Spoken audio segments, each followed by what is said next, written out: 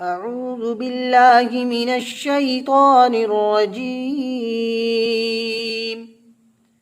بسم الله الرحمن الرحيم.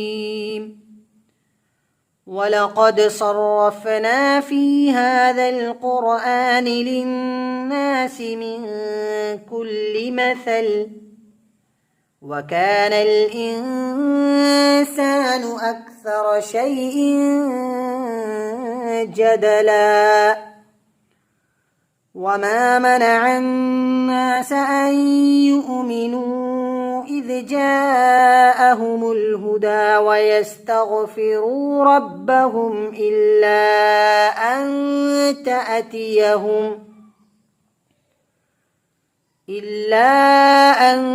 تأتيهم سنة الأولين أو يأتيهم العذاب قبلا.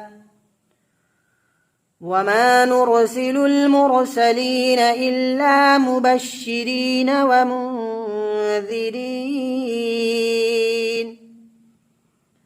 ويجادل الذين كفروا بالباطل ليدحضوا به الحق واتخذوا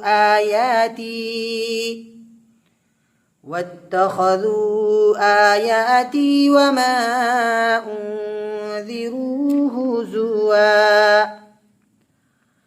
ومن أظلم ممن ذكر بآيات ربه فأعرض عنها ونسي ما قدمت يداه.